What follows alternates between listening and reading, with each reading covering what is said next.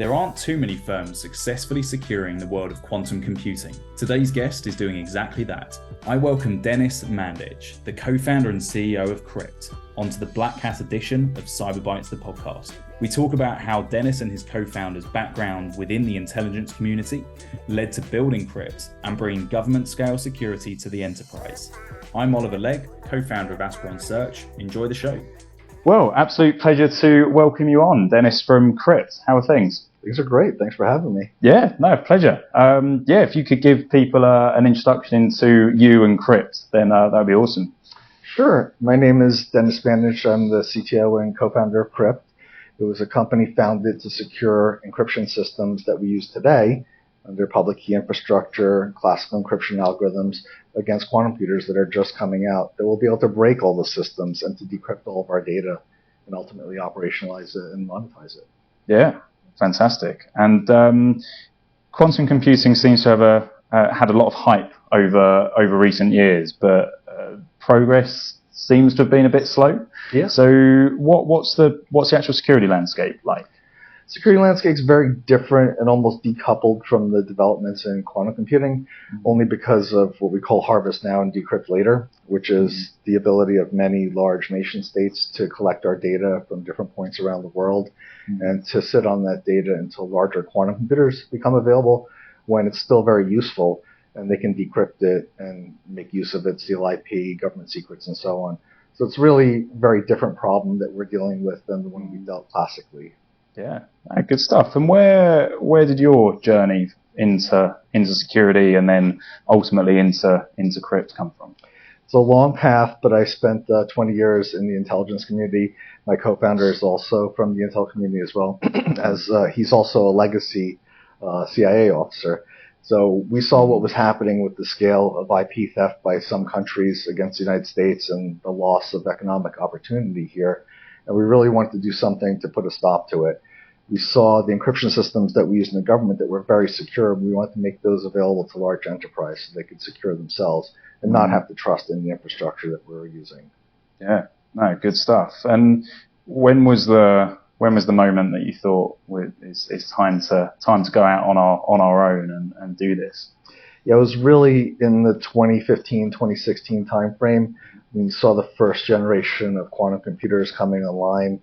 They were being made available by companies like IBM through the cloud, so anyone could use them. Of course, these were very small. They were too little to do anything against cybersecurity, but they were really shot across the bow for most companies that realized that, look, it's going to take us a long time to transition to new types of cryptographic algorithms that we'll need to secure all of our data. That'll probably take 10 or 15 years.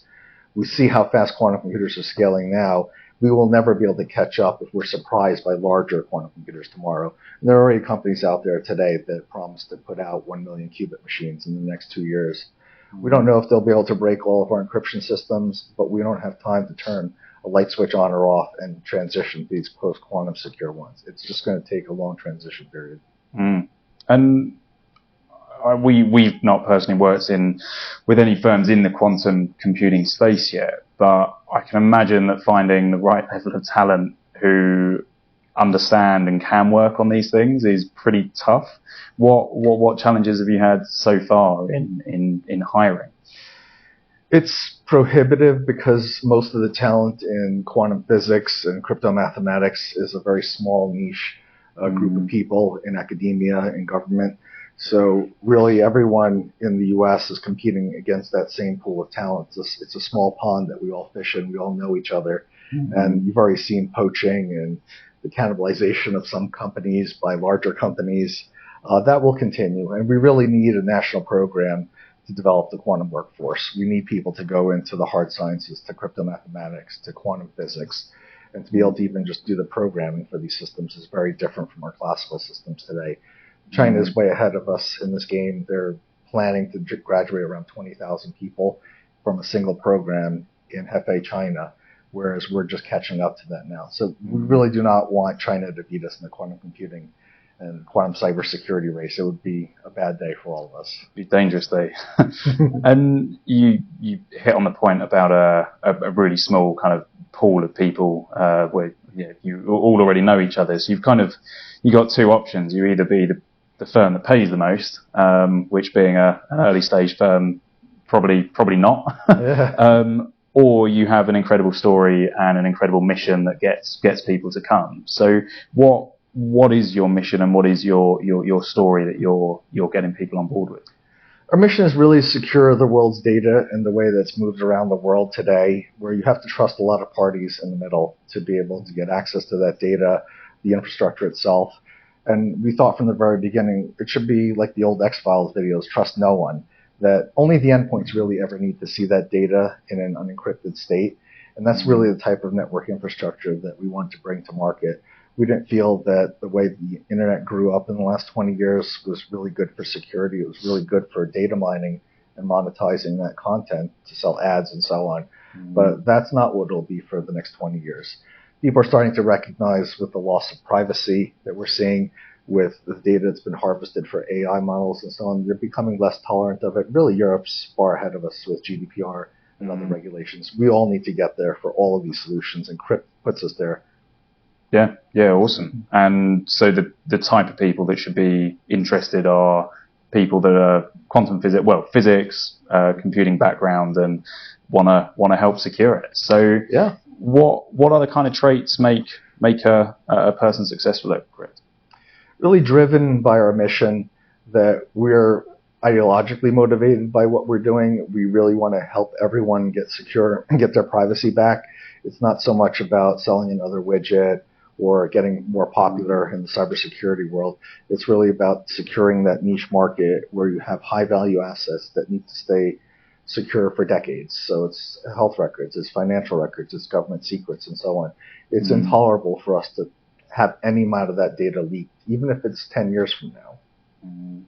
So in terms of your client base then, so a lot of it was traditionally aimed at the government. So what kind of clients would imagine everyone needs it, but what kind of clients are actually buying this product at the moment? It's the usual suspects, people in compliance industries, telecommunications, banking, healthcare, that need to rely on these algorithms to secure that data for decades, not just the next 2 or 3 years or during the transmission. It's not the people that are sending cat videos that we're really worried about. It's the people that have our social security numbers, that have our privacy-related data that we would find sensitive even if it was leaked or decrypted 5 years away from now. Yeah, awesome. And H2 of 2023, what have Qrypt got in store, and what should people be looking out for and be excited about? A lot more products that are more easily accessible. Next year, the National Institute of Standards is finalizing their post-quantum cryptography algorithms that everyone will have to adopt and will have to transition to in the next decade or so. So we want to make that transition very easy for everyone to do. We also want to help people become crypto agile in case some of these algorithms fail in the next few years, be able to hot swap them out, but also have some level of redundancy and resiliency against any of those systems failing. So what Qrypt has done is taken a lot of the designs that we've been working on for public key infrastructure architecture and changed that to the point where there's no single point of failure anymore. So all those tools become far easier to use. We have SDKs and APIs that you can use directly from our website. We're just going to make it a lot easier to adopt that, incorporate it in your messaging application, your medical file transfer function, whatever it might be. Yeah, awesome. Well, we're looking forward to keeping our eyes on you guys and seeing what you can do the rest of this year and into 2024. Thanks for coming on, Des. Thank you so much for having me. We hope you've enjoyed this latest episode of Cyberbytes, the podcast. Please give it a thumbs up, subscribe, and tell your friends.